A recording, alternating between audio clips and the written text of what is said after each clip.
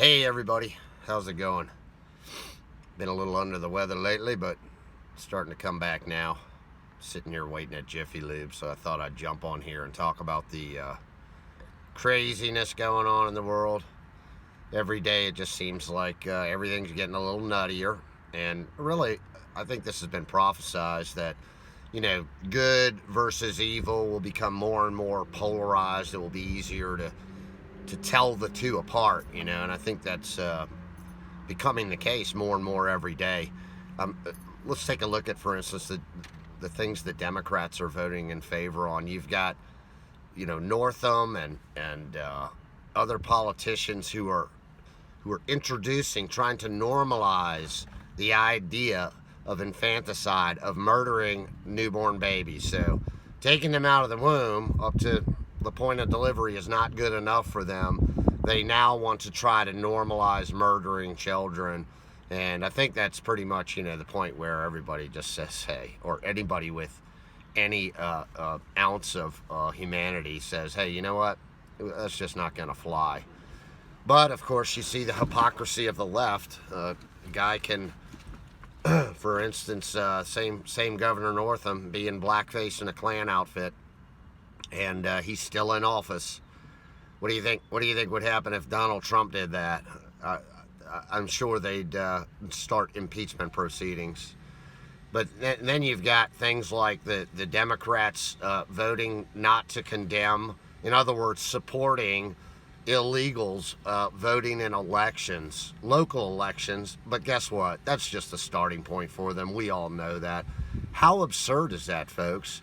That someone in this country illegally is allowed to participate in elections? I mean, let's flip that around and pretend that we went to a country illegally. And why would anybody even think they have the right to vote? Or feel at all that it was the honorable thing to do to illegally come to another person's country and then start to determine the fate of that country's government?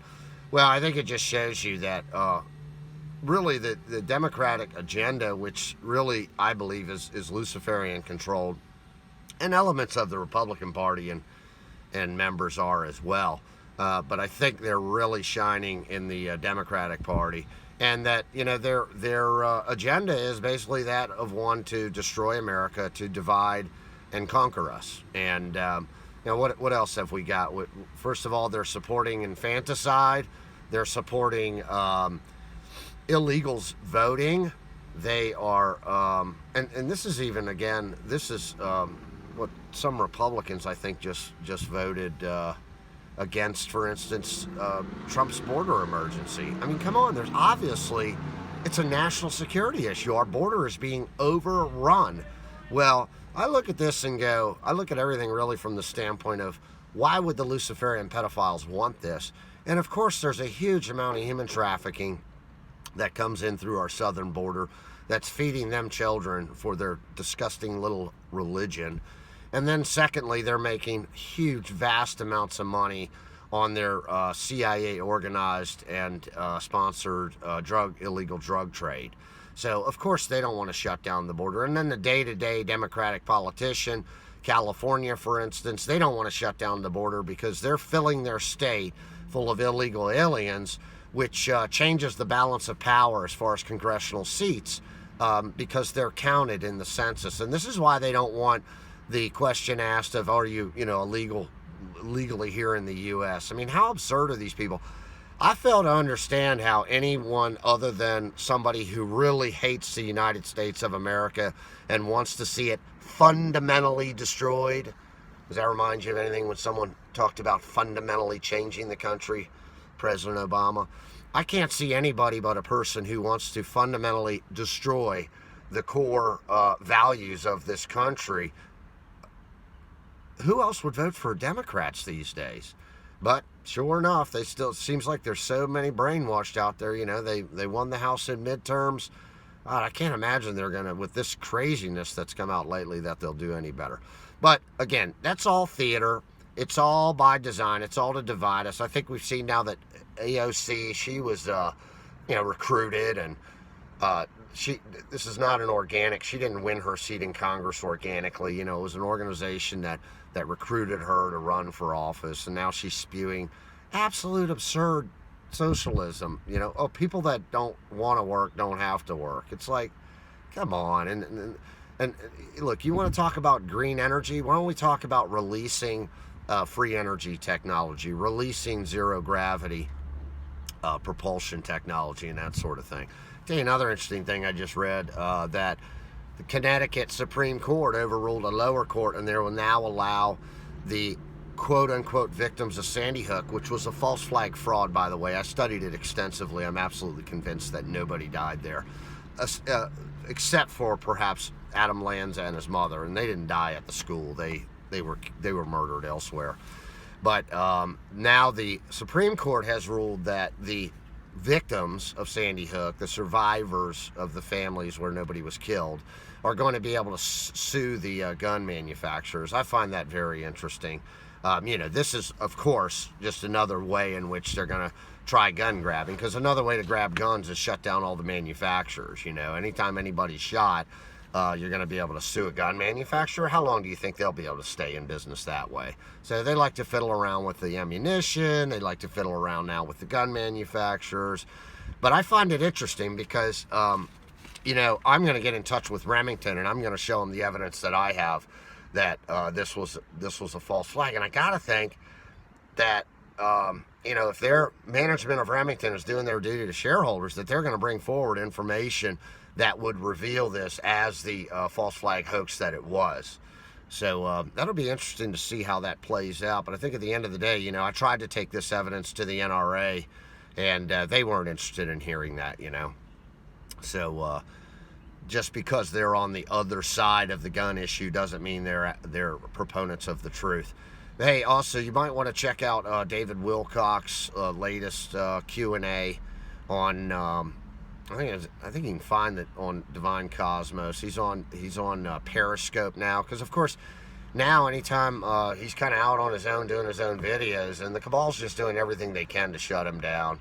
The censorship that's going on in the truther community, they try to say it's conservatives. It's not just conservatives, because I don't consider myself, I'm conservative on some things, but I'm more liberal on other things. And they're trying to shut down anybody who's interested in the truth, is what they're trying to shut down.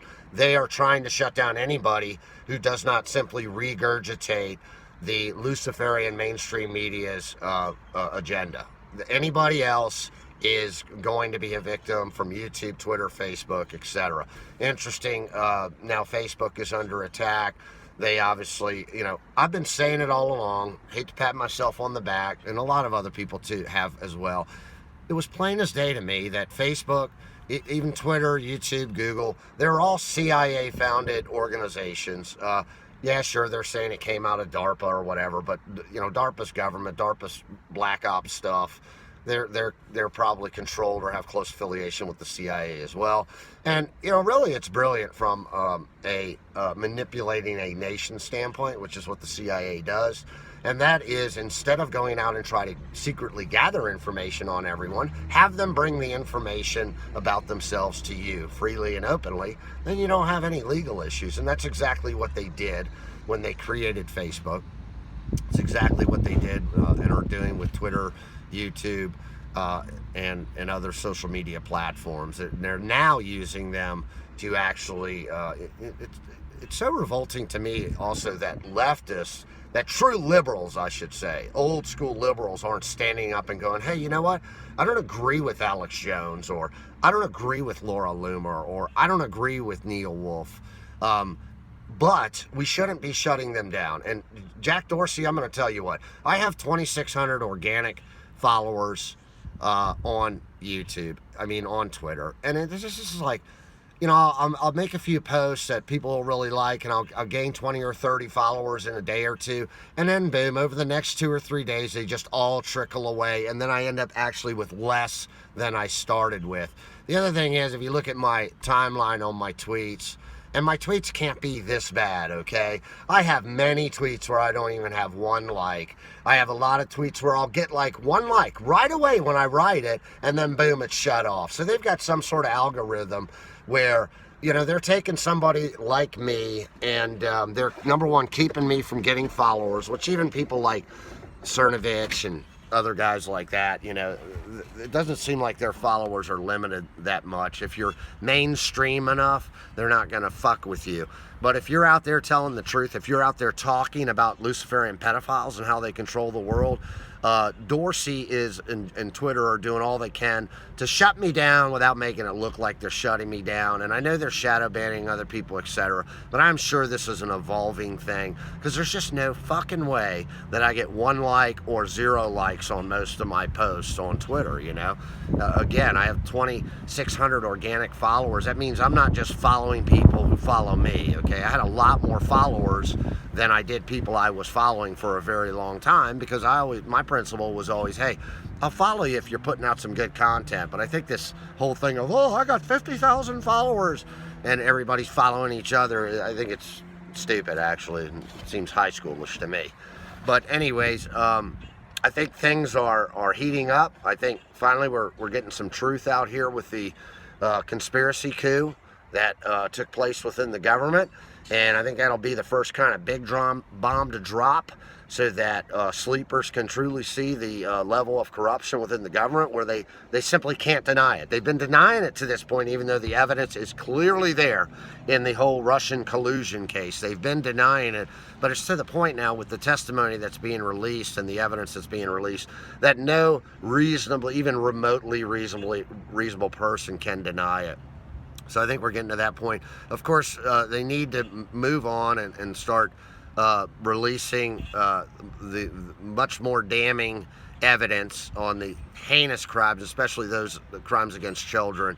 And, digging in further to, for instance, the FBI notes talked about on I.G. Horowitz's DOJ report, page 294, about the Clinton Foundation and crimes against children. I mean, how does something like that just get swept under the rug without being on every news channel every night until it's resolved? I'll tell you how. It's when the Luciferian pedophiles control the news. They absolutely control it. We all know that. So we're just living in this.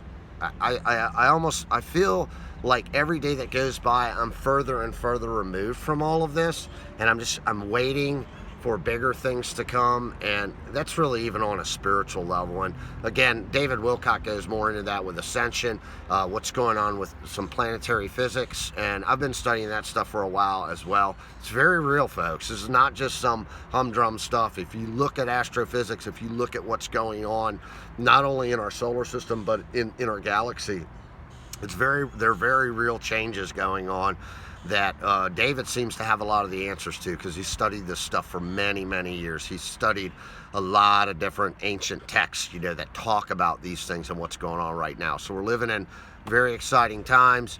Let's keep our chin up. Let's remain optimistic. Keep your powder dry, because I'm always going to support the constitutional militia, because at the end of the day, even if Donald Trump and Q are a fraud, you and I and the 3% are not a fraud, and we know that. We're decent, good human beings, and ultimately we have the power within to create the world that we want to create and create the change that we want to create. And remember to try to keep that positive mindset, and continually manifesting. This is a great challenge for me, even continually manifesting the positive outcome that we are going to see and that we want to see sooner than later. Anyways, I hope you guys are all doing well. I'm also really enjoying this spring weather, which, by the way, supposedly the cabal no longer has control of weather satellites, so that's why California, for instance, is getting plenty of rain. Anyways, I love you all. We'll talk to you later. Bye.